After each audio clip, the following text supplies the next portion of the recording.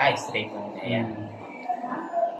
Kamusta sir yung pagbili mo ng gimbal? Yan. Actually, masaya po kasi yung ginagamit ko lang pang record gamit yung ginagamit ko lang po pang record yung phone ko kasama yung selfie stick, so medyo maalog. So kaya naisip ako bumili nitong gimbal para hindi na siya maalog, para medyo stabilize na yung video.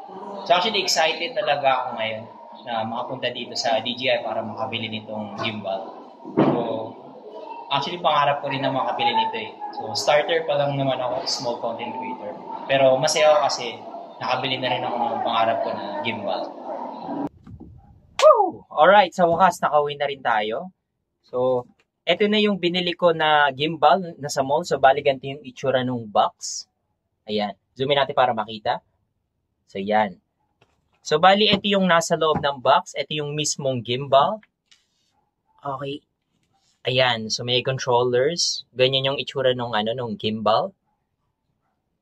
And then, meron rin kasamang tripod. Zoom in natin. Ayan. Sa inyo, ito yung tripod para makatayo yung mismong gimbal. Ayan. And then, meron ring magnetic clamp para sa phone na gagamitin para kumapit. So, para siya magamit, so ganito lang yan. So, ito yung gimbal mismo. Kasi aangat ko lang. So, usually nakaganito yan. And then, I'm just gonna move this. Tataas ko lang para bumukas. So, yan. Ganyan yung itsura ng gimbal. And then, para tumayo, so, kabit natin tong tripod. Ayan. So, para natin makabit, meron siyang dito. So, dito natin ilalagay.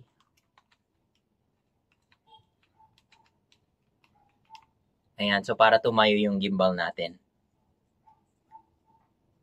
And then, para naman ikabit yung phone, so gamitin lang natin tong magnetic clamp. Tapos may guide. So, kabit lang natin. Ayan. So, ganyan yung tunog niya pag nakakabit na. So, lalagay ko na lang dito yung phone ko para ma-stabilize. Actually, gusto ko ipakita sa inyo kung paano gamitin tong gimbal. Kaso, malulobat na rin. Kaya, kailangan ko muna i-charge itong gimbal. And since bago pa lang sa akin to, so I think pag-aaralan ko muna for a week kung paano ba gamitin tong gimbal na hawak ko ngayon. And then after 7 days, I'm gonna make a review patungkol sa gimbal na bago kong bili. Actually, I'm really excited na gamitin talaga to. Baka hindi na naman ako makatulog mamayang gabi. Kaya abangan nyo na lang guys. After 7 days, mag-upload ako. So ngayon, eto na lang muna. Bye-bye!